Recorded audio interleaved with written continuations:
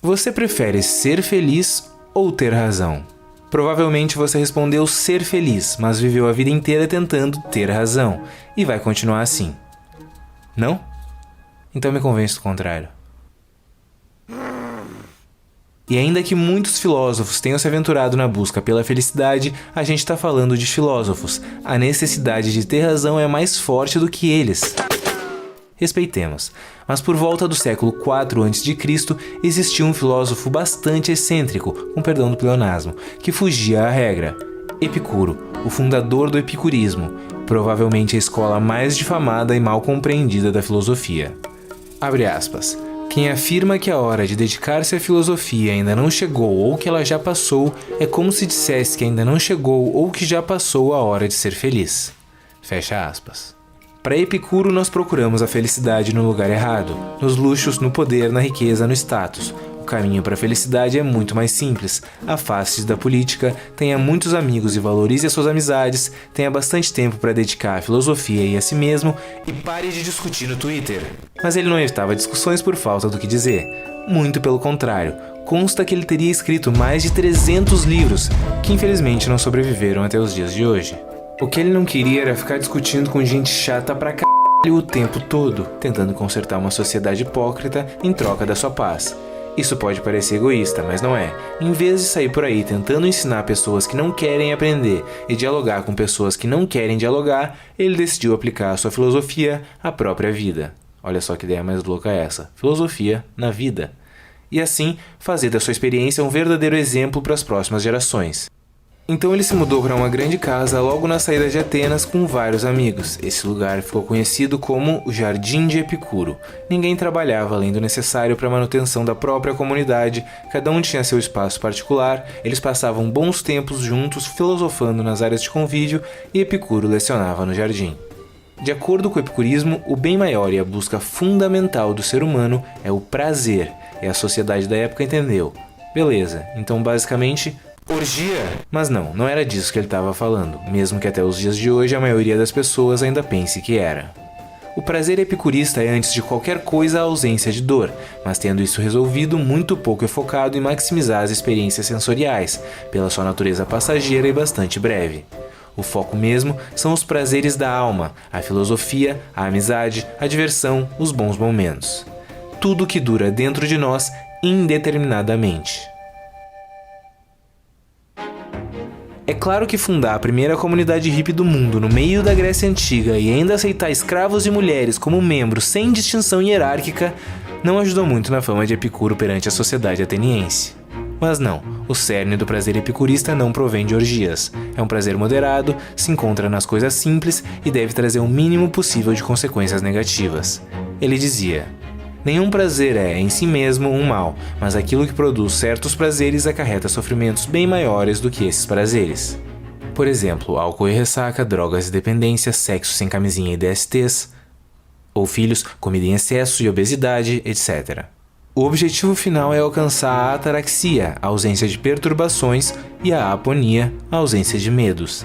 É daí que surge o tetrafármacon, ou os 4 remédios da alma. 1. Não tenha medo de Deus.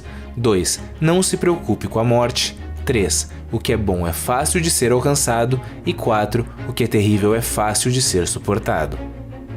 Talvez você não tenha essa referência exata em mente, mas os deuses gregos eram meio que completamente loucos e viviam se metendo na vida dos mortais, causando desastres ambientais e interferindo nos resultados das guerras. Epicuro disse: velho, eles são deuses, por que eles se preocupariam com o que a gente está fazendo ou deixando de fazer? É como se a gente se preocupasse com a vida matrimonial das formigas. Beleza, ele nunca disse exatamente isso, mas algo do tipo. Daí surge o paradoxo de Epicuro, que diversos teólogos tentaram refutar ao decorrer dos séculos, com resultados que a gente pode considerar mais ou menos...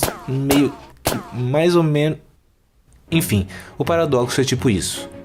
Deus está disposto a prevenir o mal, mas não é capaz, então ele não é onipotente. Ele é capaz, mas não está disposto, então ele é malévolo. Ele é capaz e está disposto, então de onde vem o mal? Ele não é capaz nem está disposto, então por que chamá-lo de Deus? Não é que Epicuro não acreditasse em uma figura divina, ele só dizia que eles são deuses, eles não sentem inveja, raiva, ódio ou qualquer tipo de emoção que nós meros mortais sentimos. Eles não se metem nas nossas vidas e não alteram os resultados das partidas de futebol. Não adianta continuar rezando. Nós temos livre-arbítrio, aqui se faz, aqui se paga, a felicidade, as conquistas, as desgraças dependem exclusivamente de nós mesmos. Abre aspas. É tolice um homem orar aos deuses por aquilo que ele tem o poder de obter por si mesmo.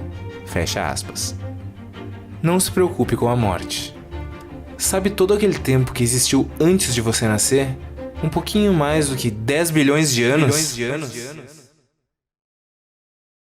Então, ninguém perde uma noite de sono pensando nisso, mas muitos sentem uma enorme angústia com o medo da morte e uma provável não existência no futuro.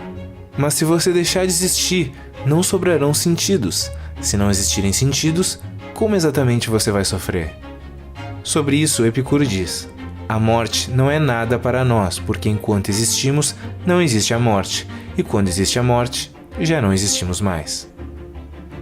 O que é bom é fácil de ser alcançado. Se o prazer é alcançado pela ausência de dor, então em vez de se fartar em um enorme banquete, Epicuro acreditava que era a simples ausência de fome que constituía o real prazer. Ele se alimentava quase exclusivamente de pão e água, podendo beber uma taça de vinho e comer um pedaço de queijo no auge do esbanjamento. Como ele disse, nada é suficiente para o homem cujo suficiente é muito pouco. Quanto mais desejarmos, mais perturbações teremos. Parece contraditório, mas se o seu desejo é moderado, você poderá aproveitar os prazeres em abundância. Entretanto, se o seu desejo é abundante, ele nunca será satisfeito por completo. A riqueza exigida pela natureza é limitada e fácil de obter, mas a riqueza exigida por vãos ideais se estende ao infinito. O que é terrível é fácil de ser suportado. Ao decorrer da sua vida, Epicuro teve uma saúde muito frágil. De repente porque ele só comia pão, quem sabe? Mas ninguém entendia muito sobre nutrição naquela época. Nem hoje em dia. Enfim, essa condição fez com que ele entendesse como suportar momentos de muito sofrimento e concluir que a dor, na maioria dos casos, quando é aguda, não é duradoura e quando é crônica, se torna suportável. Isso é cada vez mais verdade graças aos avanços consideráveis da medicina. E, em último caso, sempre teremos a liberdade de optar por uma saída que é, digamos, menos convencional. Mas mesmo sob extrema dor, as lembranças dos prazeres da alma podem garantir a felicidade. Nos seus últimos dias de vida, ele escreveu uma carta ao seu amigo Meneceu, que ficou conhecida como Carta sobre a Felicidade, na qual ele contava que sofria de uma dor extenuante nos rins e no estômago, e que mesmo assim se sentia feliz por lembrar de todas as conversas filosóficas que partilhou com o amigo. Ao decorrer dos anos, o epicurismo foi construído e desconstruído, difamado e reerguido, mas segue até os dias de hoje mal compreendido por muita gente. Às vezes, pela simples associação ao prazer, o epicurismo leva uma fama enviesada, de um hedonismo sem ponderação, que é algo totalmente contrário à sua filosofia. Mas vale pensar no quanto podemos aprender com seus reais ensinamentos, que redirecionam a nossa atenção ao que importa de fato e falam diretamente com os dias de hoje, que curam os males da alma, nos livram dos medos irracionais e nos botam no caminho certo em direção à felicidade. Tirando a parte da dieta, pelo amor de Deus, pão e água, pelo menos um multivitamínico, fruta, proteína, sei lá. Tentamos a todo custo apertar os parafusos dessa máquina gigante, potente, desenfreada e necessária chamada sociedade. Quando notamos que somos muito pequenos para fazer isso sozinhos, pensamos em fugir, deixar essa máquina cruel para trás. Oscilamos constantemente entre esses dois extremos, mas a conclusão final não importa. O nosso maior erro é acreditar que temos que fazer qualquer uma dessas coisas sozinhos e envoltos por tantas perturbações mentais. É impossível não imaginar o que Epicuro pensaria sobre tudo o que se desdobrou dos seus ensinamentos, de um simples jardim na periferia de Atenas para ficar marcado eternamente na história da filosofia, influenciando a vida de inúmeras pessoas, os pensamentos de grandes filósofos e o funcionamento da própria sociedade. Por fim, há de se imaginar o que ele pensaria se o seu jardim alcançasse 1 milhão de inscritos no YouTube. Eu nunca quis agradar as multidões, pois aquilo que eu sei, elas não aprovam, e aquilo que elas aprovam, eu não sei.